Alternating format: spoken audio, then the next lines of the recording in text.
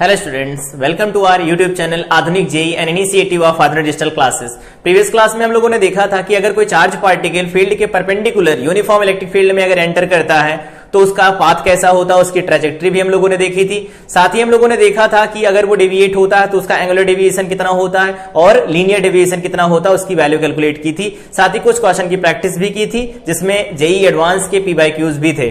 आज की क्लास में हम लोग देखेंगे कि इलेक्ट्रिक डाइपोल का कॉन्सेप्ट क्या होता है और डाइपोल की वजह से एक्सियल पोजीशन पर अगर कोई पॉइंट होता है उस पर फील्ड कैसे निकल के आता है, उसका फार्मूला क्या होता है। इक्वेटोरियल लाइन के ऊपर अगर कोई पॉइंट कंसीडर किया जाए तो उसके लिए फार्मूला क्या होता है इलेक्ट्रिक फील्ड का। और इलेक्ट्रिक फील्ड इंटेंसिटी हम लोग देखेंगे कि अगर कोई शॉर्ट डाइपोल है तो उसे जनरल पॉइंट पर फील्ड की वैल्यू कैसे लिखी जाती है, उसका फार्मूला क्या होता है। तो ये आज की क्लास में टोटल डेरिवेशन रहेंगे जिसमें हम लोग एक्सियल, इक्वेटोरियल और जनरल पॉइंट पर फील्ड की वैल्यू कैलकुलेट करेंगे। स्टार्ट करते हैं आज की क्लास और देखते हैं अपनी first heading, that is electric dipole. तो इलेक्ट्रिक डाइपोल क्या होता है? अगर दो चार्जेस जिनका मैग्नीट्यूड सेम है, उनकी पोलैरिटी अपोजिट है, एक पॉजिटिव चार्ज है दूसरा नेगेटिव चार्ज है, मैग्नीट्यूड उनका सेम है, उनको बहुत स्मॉल डिस्टेंस लेकिन वो फाइनाइट डिस्टेंस होनी चाहिए, अगर उससे सेपरेट किया जाता है तो जो सिस्टम मिलता है दैट इज इलेक्ट्रिक डाइपोल। तो लिख सकते हैं डेफिनेशन क्या होता है, an electric dipole is a system of two equal and opposite point charges separated by a very small and finite distance. तो ये हो गई डेफिनेशन इलेक्ट्रिक डाइपोल की। इलेक्ट्रिक डाइपोल में दो पॉइंट चार्जेस होते हैं, माइनस क्यू और प्लस क्यू, और यहां इनके बीच की जो डिस्टेंस लिखी जाती है 12 लिखी जाती है, और अगर 12 नहीं लिखी गई होती है तो कभी कभी स्मॉल a भी लिख दी जाती है। यहां पर अगर दो पॉइंट चार्जेस कंसीडर किए जाएं, ये ऐसे एक पॉइंट चार्ज ये है, दूसरा पॉइंट चार्ज ये है, इनके चार्जेस दिए गए हैं, इसका चार्ज दिया गया है प्लस क्यू और इसका माइनस क्यू, ये माइनस क्यू हो गया, ये प्लस क्यू हो गया। तो इनके बीच का सेपरेशन स्मॉल ए से भी डिनोट किया जाता है। तो ये कॉम्बिनेशन भी क्या है, एक इलेक्ट्रिक डाइपोल है। तो इस तरह से भी इलेक्ट्रिक डाइपोल हो सकता है, इस तरह से भी होता है। 12 डिस्टेंस लिखी जाती है तो हम लोगों को ये पता है कि जो मीन पोजीशन होगा, इसका जो मिड पॉइंट होगा, मिड पॉइंट से कोई भी पॉइंट कंसीडर किया जाएगा तो वहां से डिस्टेंस लिखना इजी हो जाता है। यहां पर ए रहेगा तो जो मिड पॉइंट होगा वहां से डिस्टेंस लिखेंगे तो उसमें a/2 ऐड करना पड़ेगा, a/2 सब्ट्रैक्ट करना पड़ेगा, यहां कंप्लीट वैल्यू रहेगी l। तो इस तरह से सिस्टम लिखा गया हो, डाइपोल बनाया गया हो, या इस तरह से डाइपोल बनाया गया हो, दोनों इलेक्ट्रिक डाइपोल हैं, इनके चार्जेस एक दूसरे से डिफरेंट पोलैरिटी रखते हैं और साथ ही इनके बीच की जो डिस्टेंस होती है वो 12 लिखी जाती है। अब अगर बात किया जाए इलेक्ट्रिक डाइपोल की स्ट्रेंथ कैसे डिफाइन की जाती है, तो उसके लिए हम डिफाइन करते हैं the strength of N electric dipole is measured by A vector quantity. एक वेक्टर क्वांटिटी से डिफाइन किया जाता है और वो वेक्टर क्वांटिटी कैसी होती है, तो वेक्टर क्वांटिटी होती है और उस वेक्टर क्वांटिटी को कहते हैं हम लोग इलेक्ट्रिक डाइपोल मोमेंट। ठीक है, इलेक्ट्रिक डाइपोल मोमेंट कहा जाता है। इलेक्ट्रिक डाइपोल मोमेंट यहां पर अगर हम लोग लिखें electric dipole moment, electric dipole moment को हम लोग P वेक्टर से डिनोट करते हैं और ये P vector is equal to formula क्या होता है, तो फार्मूला देखो मैग्नीट्यूड के लिए लिखा गया है, magnitude is equal to the product of magnitude of either charge and distance between the two charges, दोनों चार्जेस के बीच का सेपरेशन और किसी एक का मैग्नीट्यूड चार्ज का। तो किसी एक का मैग्नीट्यूड ऐसे लिख देते हैं, दोनों के बीच के सेपरेशन को 12 लिख देते हैं। ये L वेक्टर डिफाइन होता है, L वेक्टर क्या होता है, वेक्टर यहां से लिख सकते हैं vector along minus Q two plus Q, minus Q से प्लस क्यू की तरफ जो वेक्टर होता है वो L वेक्टर लिखा जाता है। तो यहां पर इस तरह से लिखते हैं, इन जनरल लिखा जाता है 2q L वेक्टर। ये होता है इलेक्ट्रिक डाइपोल मोमेंट। इसकी यूनिट क्या आएगी, तो इसकी यूनिट भी देख सकते हैं यहां से कितनी बनेगी, तो यहां से बन जाएगा ये कूलम इंटू मीटर, क्योंकि वैल्यू कूलम में मेजर की जाती है, L लेंथ है, मीटर में मेजर करेंगे तो ऐसा होगा। अगर बात किया जाए कि P का डायमेंशनल फार्मूला क्या होगा, तो इसका होता है 80 या IT और इसका होता है लेंथ L, तो क्या लिखा जाएगा LTA। ये हो जाएगा dimensional formula electric dipole moment का। तो ये होता है इलेक्ट्रिक डाइपोल और ये होता है इलेक्ट्रिक डाइपोल मोमेंट। अगर दो चार्जेस हैं जिनका मैग्नीट्यूड सेम है और उनकी पोलरिटी डिफरेंट है, उनको बहुत स्मॉल और फाइनाइट डिस्टेंस से सेपरेट किया जाता है, तो मिलने वाला जो सिस्टम होता है वो होता है इलेक्ट्रिक डाइपोल। और इलेक्ट्रिक डाइपोल की स्ट्रेंथ को हम लोग मेजर करते हैं इलेक्ट्रिक डाइपोल मोमेंट, एक फिजिकल क्वांटिटी के टर्म में। वो डिफाइन की जाती है किसी एक चार्ज का मैग्नीट्यूड और साथ में उन दोनों के चार्जेस के बीच का सेपरेशन का जो प्रोडक्ट होता है वो हमें बताता है कि इलेक्ट्रिक डाइपोल मोमेंट कितना होगा। ठीक है, तो ये डेफिनेशन थी इलेक्ट्रिक डाइपोल और इलेक्ट्रिक डाइपोल मोमेंट की। आगे बात करते हैं, यहां से डेरिवेशन स्टार्ट हो रहे हैं कि field due to electric dipole at a point on the axial position. अगर एक्सियल लाइन कोई ली जाए तो एक्सियल लाइन क्या होगी, इन दोनों को मिलाने वाली लाइन ही एक्सियल लाइन होगी। तो इस एक्सियल लाइन पर यहां कोई पॉइंट P कंसीडर किया गया है, यहां ये O लिखा गया है, इसके सेंटर है यहां पर, तो मिड पॉइंट दिया गया है डाइपोल का, तो डाइपोल के मिड पॉइंट से स्मॉल r डिस्टेंस पर एक P पॉइंट कंसीडर किया गया है। इस P पॉइंट पर हमें इलेक्ट्रिक फील्ड की वैल्यू चाहिए। अब वैल्यू हम लिखेंगे उससे पहले यहां पर ये देख लेते हैं कि जो डिस्टेंस बनेंगी वो कितनी लिखी जा सकती है यहां से। तो इस माइनस Q से अगर P की डिस्टेंस लिखें, ये वाली डिस्टेंस होगी, और ये कितनी डिस्टेंस होगी, तो यहां से देखेंगे तो ये डिस्टेंस लिखी जा सकती है, यहां से यहां तक कितना है, यहां से लगाकर O पॉइंट से P तक की डिस्टेंस R है, यहां तक की डिस्टेंस क्या हो जाएगी, तो ये लिखी जाएगी R प्लस L। समझ आ रहा होगा। और दूसरी बात किया जाए कि यहां से इस प्लस Q से देखा जाए तो यहां से यहां तक की जो डिस्टेंस लिखी जाएगी वो कितनी लिखी जा सकती है, तो इसको लिख सकते हैं हम लोग R माइनस L। यहां से देख सकते हैं, यहां से लगा करके P तक की डिस्टेंस R है, अगर इतना हटा दिया जाए तो मिल जाएगा उधर की डिस्टेंस, तो L हटा देते इसमें से, तो ये हो जाएगा R माइनस L। तो ये हो गया माइनस Q और प्लस Q से डिस्टेंस पॉइंट P की। अब ये पॉइंट चार्जेस जैसा ट्रीट करेंगे, और पॉइंट चार्ज की वजह से जो फील्ड लिखी जाती है हम लोगों को पता है, अगर यहां पर प्लस Q पॉइंट चार्ज है, इसकी वजह से R डिस्टेंस पर अगर कोई पॉइंट P कंसीडर किया जाए, इस पर फील्ड लिखी जाए, तो electric field at point P लिखा जाता है KQ डिवाइडेड बाई में R स्क्वायर। प्रीवियस क्लास में हम लोग फार्मूला ये यूज भी कर चुके हैं, डेराइव भी कर चुके हैं, तो नहीं देखी क्लास तो जाकर के प्रीवियस क्लास में देख सकते हैं। अब आगे बात किया जाए कि जो यहां पर हम लोग डाइपोल कंसीडर कर रहे हैं, डाइपोल के दोनों चार्जेस की वजह से P पर फील्ड बनेगा। तो सबसे पहले हम लोग लिखते हैं field at point P due to at point P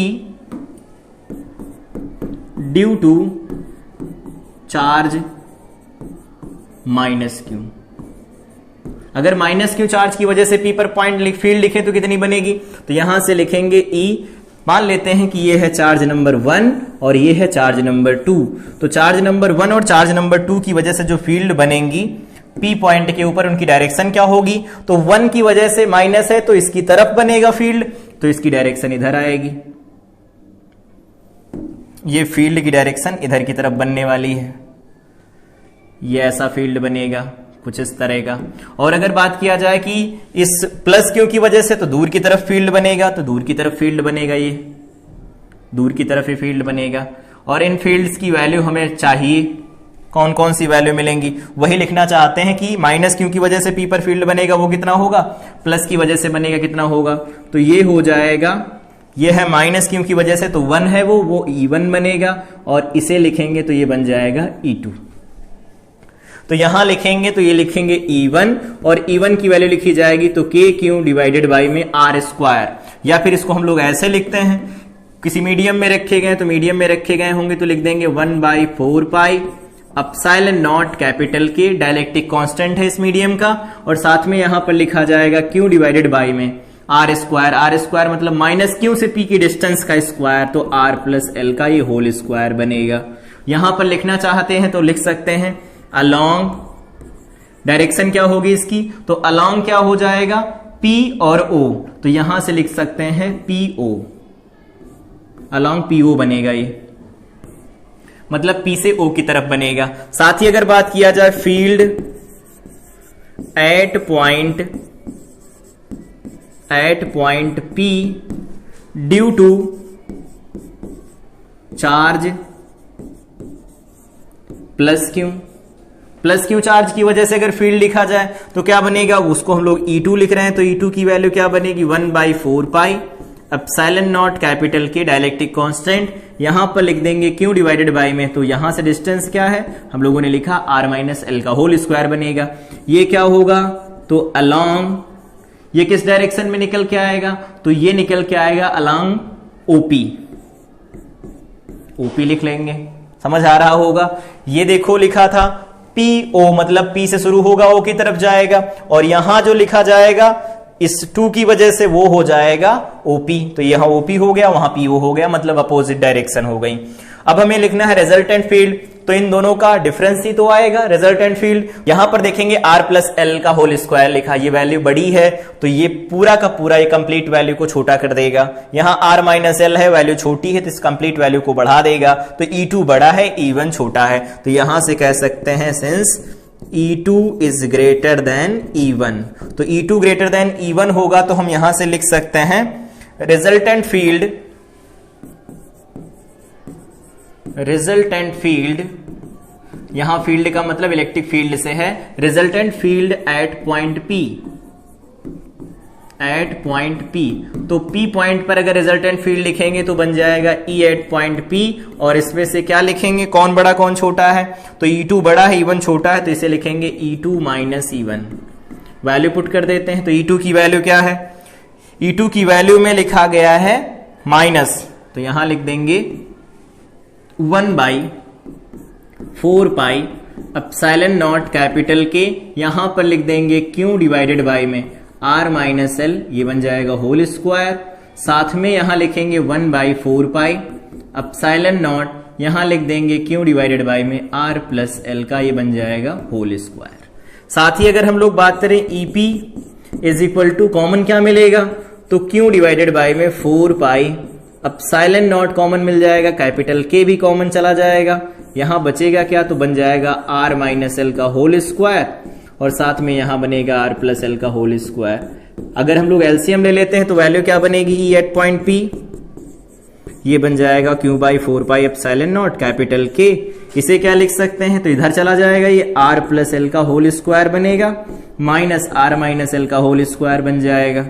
यहां पर वैल्यू देखो होल स्क्वायर तो पूरे का होल स्क्वायर लगा लो अलग से, यहां लिख दो आर माइनस एल, यहां लिख दो आर प्लस एल, ठीक है। अगर होल स्क्वायर खोल दिया जाए इसका तो क्या बनेगा, तो अगर होल स्क्वायर हम यहां से हटाते हैं तो लिख सकते हैं ई एट पॉइंट पी, तो ई एट पॉइंट पी लिखेंगे तो यहां लिखेंगे क्यू डिवाइडेड बाय में 4 pi epsilon not capital K, यहां पर बन जाएगा देखो R square plus L square plus 2RL, और साथ में वैल्यू लिखी जाएगी minus R square plus L square minus 2RL, क्योंकि माइनस का होल स्क्वायर था, डिवाइडेड बाय में यहां क्या बनेगा तो R plus L R minus L है, तो A square plus B square बनेगा, तो ये R square minus L square बनेगा, और इसका होल स्क्वायर पहले से लिखा है। अब अगर लोग हम सॉल्व करें इसे तो ये वैल्यू मिलेगी क्यू डिवाइडेड बाय में 4 pi epsilon not capital K, यहां क्या मिलेगा स्क्वायर अगर कर दिया है, अब हम इस माइनस साइन को अंदर मल्टीप्लाई कराएं तो देखो यहां लिखा R square plus L square plus 2RL minus R square minus L square minus minus plus 2RL बन जाएगा, और डिवाइडेड बाय में बनेगा R square minus L square का होल स्क्वायर बन जाएगा, ये वैल्यू बनेगी। यहां से देखो R square L square cancel हो जाएंगे, और यहां पर 2RL और 2RL मिलकर के 4RL बना लेंगे, तो 4RL बन जाएगा, तो क्यू डिवाइडेड बाय में 4 pi epsilon not capital K, यहां पर 4RL बनेगा, डिवाइडेड बाय में R square minus L square का ये होल स्क्वायर बन जाएगा। 4RL को क्या लिखा जा सकता है, तो 4RL को हम लोग लिख सकते हैं 2 इंटू 2, तो यहां से हम लोग लिखेंगे क्या बनेगा, तो E at point P is equal to बनेगा क्यू डिवाइडेड बाय में 4 pi epsilon not capital K, यहां पर वैल्यू लिखी गई है 2 इंटू 2L, यहां पर कर सकते हैं R, और डिवाइडेड बाय में क्या है R square minus L square का ये बनेगा होल स्क्वायर।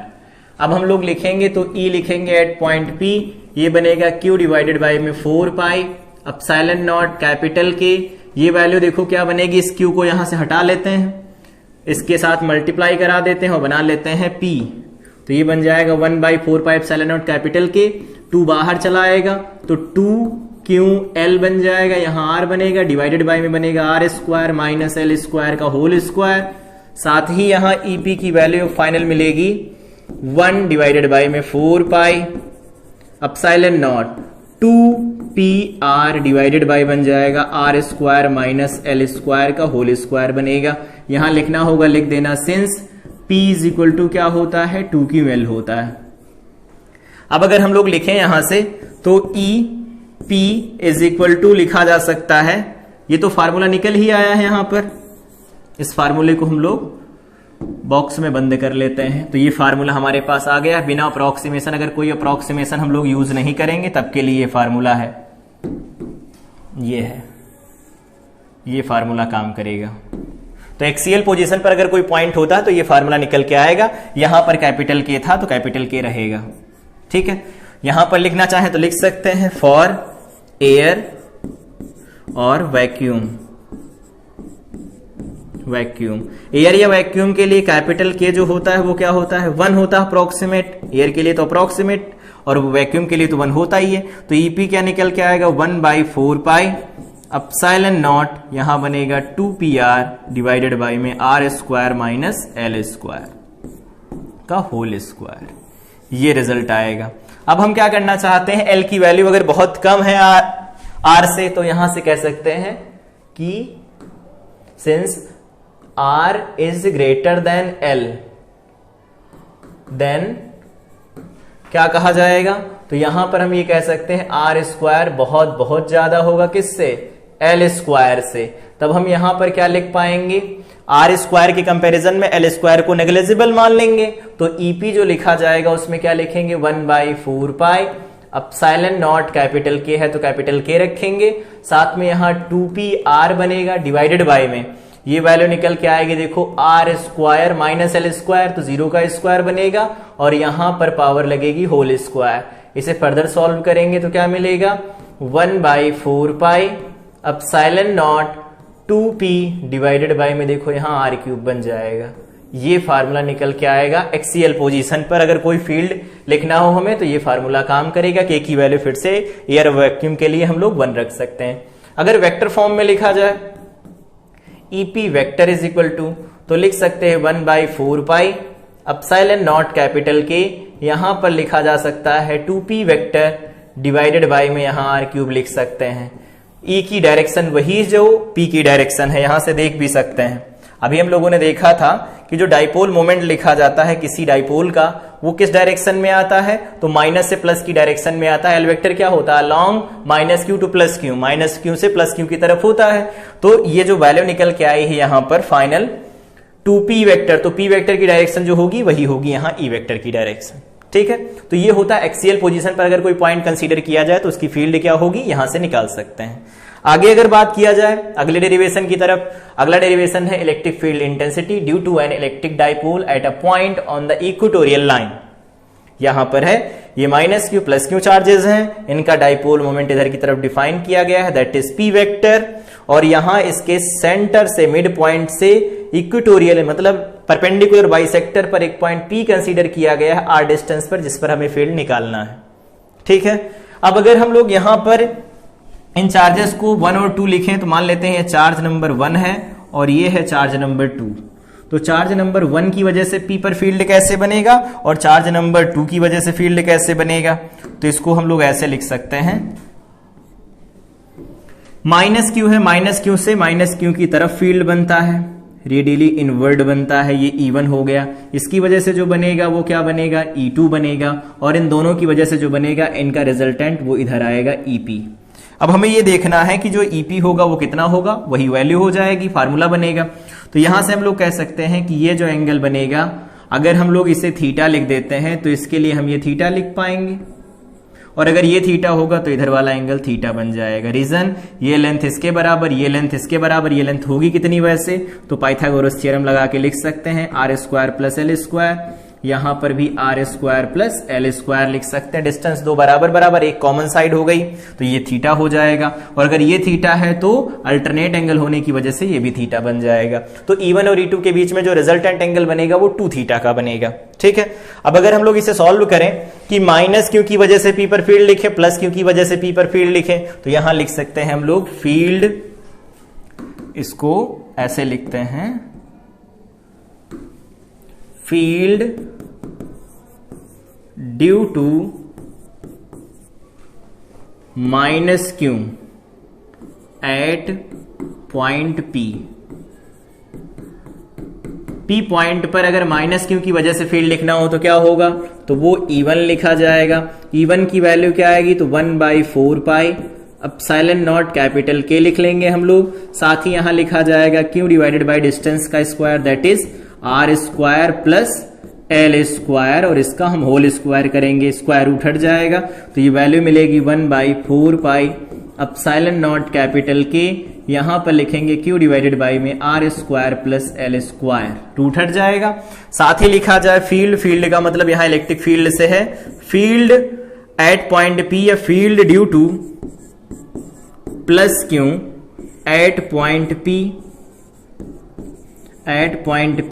पॉइंट P पर फील्ड लिखना चाहते हैं प्लस Q की वजह से, तो इसे हम लोग नाम दिया है E2, तो ये बन जाएगा 1/4 pi epsilon not capital K। यहां पर लिखेंगे Q डिवाइडेड बाई में R square plus L square का होल स्क्वायर, डिस्टेंस दोनों में सेम है, तो ये भी वैल्यू वही आ जाएगी 1/4 pi epsilon not capital K Q divided by में R square plus L square बनेगा।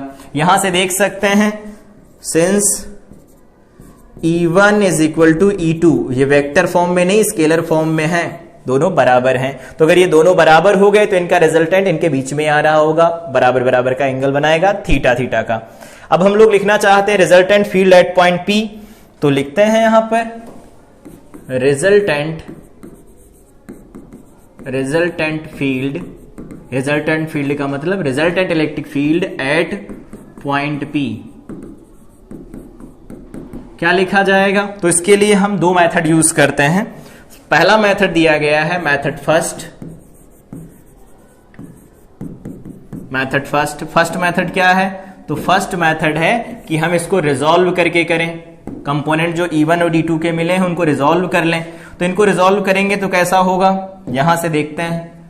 सबसे पहले P पॉइंट पर चलते हैं, एक वेक्टर इधर है और एक दूसरा वेक्टर इधर बनाया गया है, यहां पर है पॉइंट P, ये है हमारे पास E2 और ये दिया गया है E1, और इनके बीच में जो आएगा इनका रिजल्टेंट इधर कहीं आएगा, वो दे रखा है हमें, मान लेते हैं वो है EP, तो ये एंगल थीटा बन रहा है, तो ये एंगल भी थीटा बना था, देख भी लिया हम लोगों ने। अब इनके अगर वेक्टर रिजॉल्व करें तो कौन कौन से वेक्टर आएंगे, तो एक वेक्टर आएगा इस डायरेक्शन में, येलो का कंपोनेंट होगा, येलो कलर से बनाते हैं। एक वेक्टर इधर आएगा येलो का, दूसरा एक इधर आएगा इधर, और दूसरा एक इधर आएगा। अब अगर हम लोग लिखें तो क्या बना सकते हैं इनको, ये E2 है, ये थीटा है, तो इसे लिखेंगे हम लोग E2 cos theta sine theta, E2 sine theta लिखा जाएगा, ये बन जाएगा E2 कॉस थीटा। साथ ही अगर बात करें तो ये बन जाएगा देखो E1 साइन थीटा, और इसे क्या लिख सकते हैं, तो ये लिखा जाएगा E1 कॉस थीटा, ये हो जाएगा E1 कॉस थीटा। अब अगर देखें E1 E2 का मैग्नीट्यूड पहले से सेम है, तो यहां पर जो वर्टिकल कंपोनेंट है वो तो कैंसिल हो जाएंगे, हॉरिजॉन्टल कंपोनेंट जुड़ेंगे, तो resultant field at point P लिखेंगे तो लिखेंगे EP इज इक्वल टू, यहां क्या लिख सकते हैं E1 cos theta plus E2 cos theta. E1 E2 के बराबर, तो डायरेक्ट इसे लिख सकते हैं suppose to E1 cos theta या 2E2 cos थीटा लिख सकते हैं। तो ये बनेगा क्या यहां से, तो E at point P is equal to, यहां से लिख सकते हैं हम लोग 2E1, तो 2E1 cos थीटा बन ही गया है, तो 2 यहां पर है, E1 की वैल्यू रखेंगे तो क्या बनेगी 1/4 pi epsilon not capital Q divided by में यहां पर बनेगा R square plus L square, और साथ में बनेगा cos थीटा। तो cos थीटा अगर वापस चलें यहां पर, तो cos थीटा की वैल्यू क्या आएगी, ये आ जाएगा बेस अपॉन हाइपोटेनस, ये बनेगा। तो यहां से लिखना चाहे तो लिख सकते हैं cos theta is equal to बन जाएगा L डिवाइडेड बाय में square root over R square plus L square. Solve करते हैं आगे, तो ये वैल्यू बन जाएगी L डिवाइडेड बाय में square root over R square plus L square. Further solve करें तो क्या मिलेगा, E at point P is equal to मिलेगा, यहां पर देखो ये है 2QL, यही तो होगा, तो 2QL लिख लेते हैं। तो ये वैल्यू मिल जाएगी 2QL और साथ में यहां मिल जाएगा 4 pi epsilon not capital K, यहां मिलेगा R square plus L square. Power देखें कितनी बनेंगी, यहां से देख सकते हैं ये है आधी, ये पावर है 1, तो बन जाएगी पावर 3.5। ठीक है, कुछ बाकी नहीं रह गया, सब कुछ लिख लिया है हम लोगों ने। अब अगर बात किया जाए कि 2QL तो P होता है, तो यहां से लिख देंगे EP is equal to 1/4 pi epsilon not, यहां पर लिख देंगे हम लोग P डिवाइडेड बाय में लिख देंगे R square plus L square की पावर 3.5। ये फार्मूला निकल के आएगा। यहां पर लिखना होगा तो लिख देना, since P is equal to 2QL, P is equal to 2QL लिखा जा सकता है। अभी हम लोगों ने डिफाइन भी किया था डाइपोल मोमेंट, तो ये फार्मूला निकल के आएगा। लेकिन अगर हम इसे वेक्टर फॉर्म में लिखना चाहें तो कैसे लिख सकते हैं, E at point P is equal to 1 by, यहां पर कैपिटल के अभी भी है 1/4 pi epsilon not capital K, यहां पर अगर हम P वेक्टर लगाते हैं तो यहां पर हमें माइनस साइन इंट्रोड्यूस करना पड़ेगा। रीजन देखते हैं ऐसा क्यों करना पड़ेगा, यहां से देखते हैं वापस। हम लोगों ने P वेक्टर डिफाइन किया है राइट साइड में और रिजल्टेंट जा रहा है लेफ्ट साइड में, दोनों एक दूसरे के साथ में 180 डिग्री पर हैं, तो माइनस साइन हमें इंट्रोड्यूस करवाना पड़ेगा। अब अप्रोक्सीमेशन ले लेते हैं कि R is very very greater than L यहां पर, तो यहां से कह सकते हैं R स्क्वायर बहुत बहुत ज्यादा होगा L स्क्वायर से, तो ये वैल्यू क्या बन जाएगी, तो EP यहां से लिख सकते हैं हम लोग 1/4 pi epsilon not capital K, यहां पर लिखा जाएगा P डिवाइडेड बाय में R क्यूब बन जाएगा, ऐसा बनेगा। यहां से देख सकते हैं ये बनेगा R स्क्वायर की पावर 3/2, तो 2 से 2 कैंसिल होगा, क्यूब बचेगा।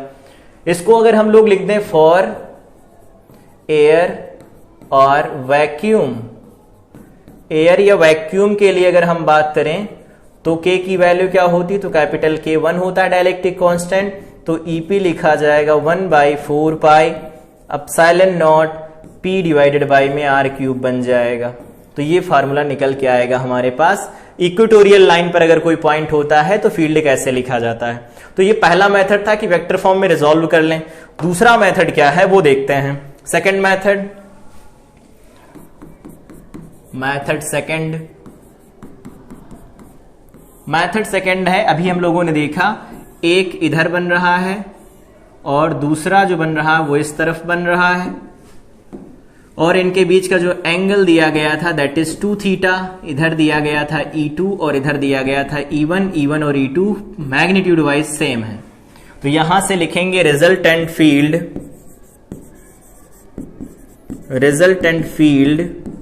इलेक्ट्रिक फील्ड है, इसका मतलब एट पॉइंट P, तो पॉइंट P के ऊपर रिजल्टेंट फील्ड लिखें तो यहां से लिख सकते हैं direct vector law of parallelogram लगा सकते हैं वेक्टर एडिशन के लिए। तो यहां पर लिखेंगे हम लोग E1 square plus E2 square plus 2 E1 E2 cos theta होता है, तो यहां cos 2 थीटा बनेगा क्योंकि दोनों वेक्टर के बीच का एंगल 2 थीटा दिया गया।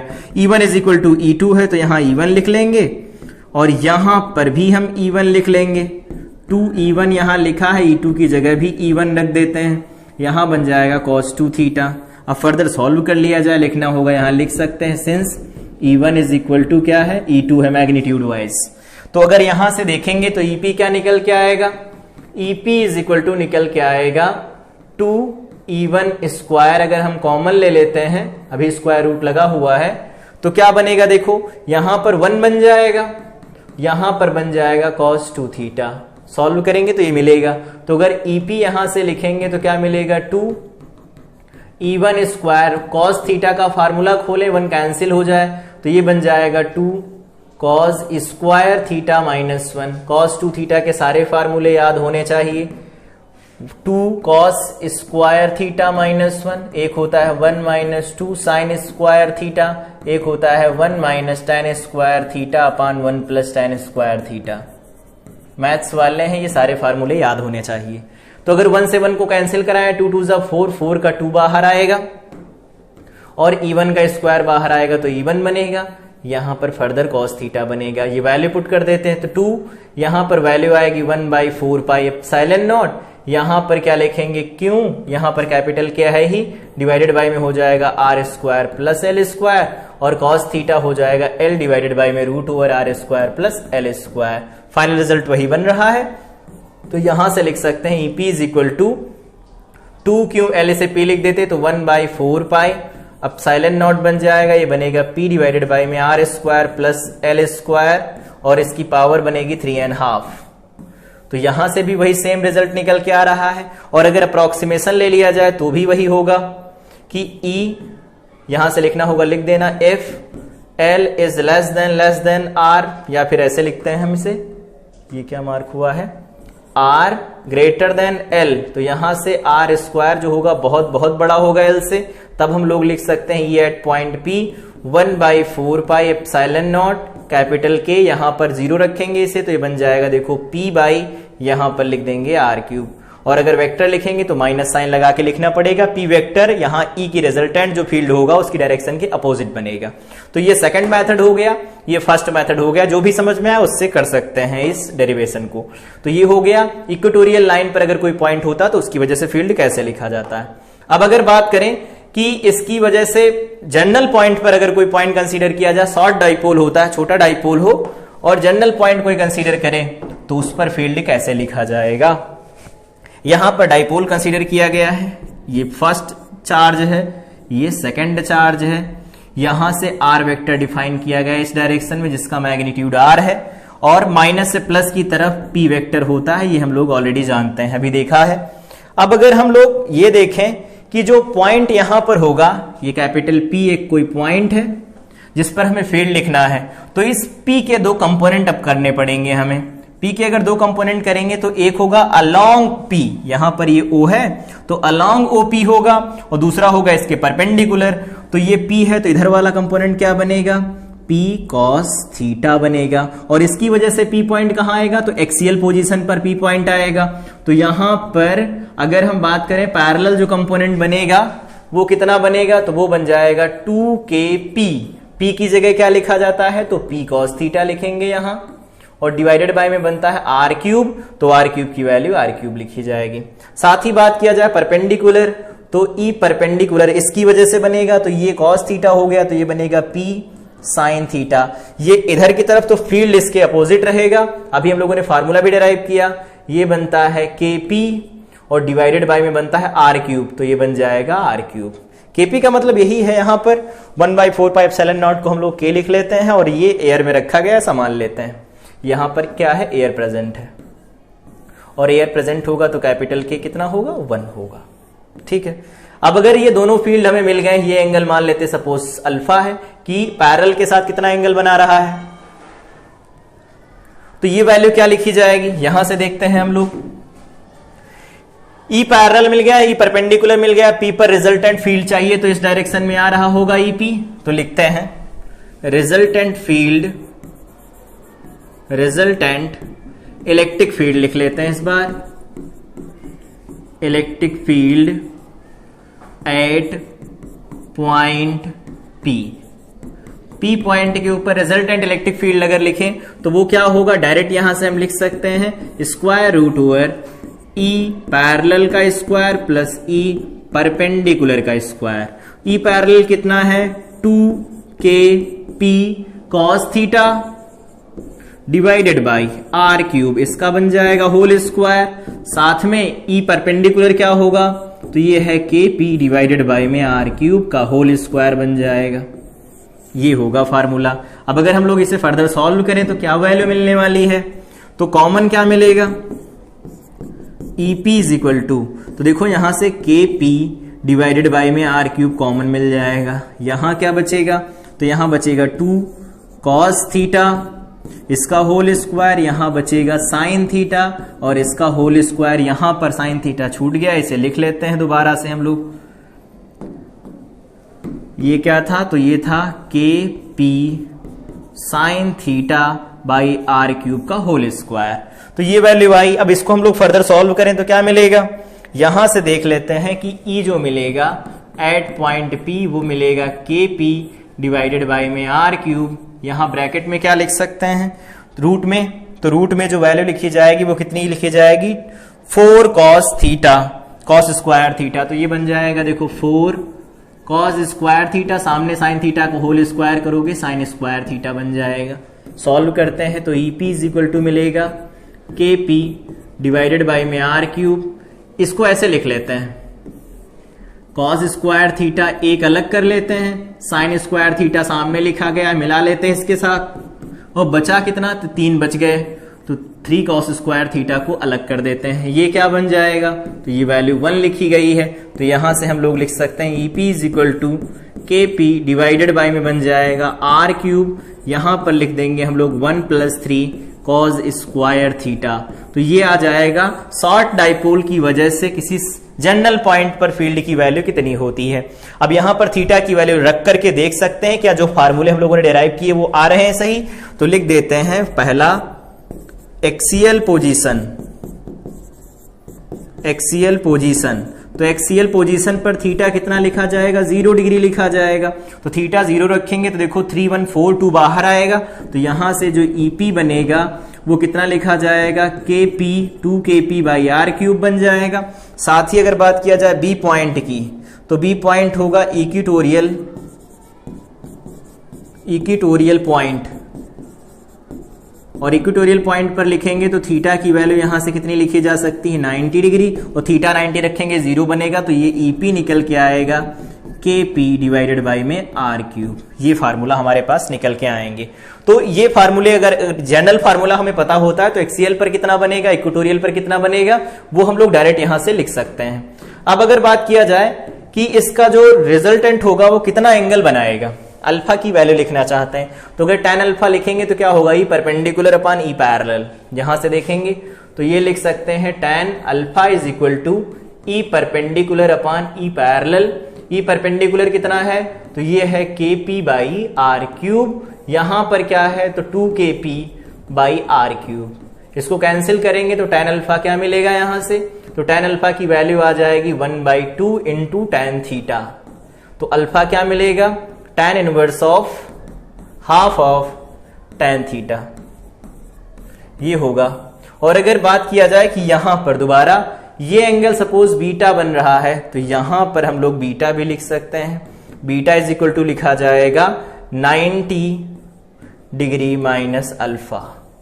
90 में से हम घटा के लिख सकते हैं क्योंकि टोटल तो 90 ही होगा, उनसे घटा करके ये वैल्यू लिख सकते हैं। तो ये हो गया जनरल पॉइंट पर, अगर कोई जनरल पोजीशन पर अगर कोई पॉइंट लिया जाता है तो डाइपोल के लिए फील्ड की वैल्यू कैसे लिखी जा सकती है। इससे पहले हम लोगों ने बात किया इक्वेटोरियल पोजीशन पर अगर कोई पॉइंट लिया जाता है तो कैसे फील्ड लिखी जाती है। इससे पहले देखा था कि एक्सियल पॉइंट पर अगर कोई पोजीशन पर अगर कोई पॉइंट लिया जाता है तो फील्ड की वैल्यू कैसे लिखी जाती है।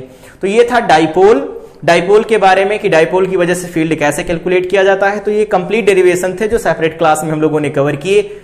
अगली क्लास में जब हम लोग मिलेंगे तो देखेंगे कि यूनिफॉर्म या नॉन यूनिफॉर्म इलेक्ट्रिक फील्ड के अंदर अगर कोई डाइपोल रखा जाता है तो उस पर टॉर्क कितना काम करता है और फोर्स कैसे निकाला जाता है उसके ऊपर, और उसकी पोटेंशियल एनर्जी के बारे में देखेंगे। तो तब तक के लिए इस क्लास को रिवाइज करें। Till then I wish you all the best.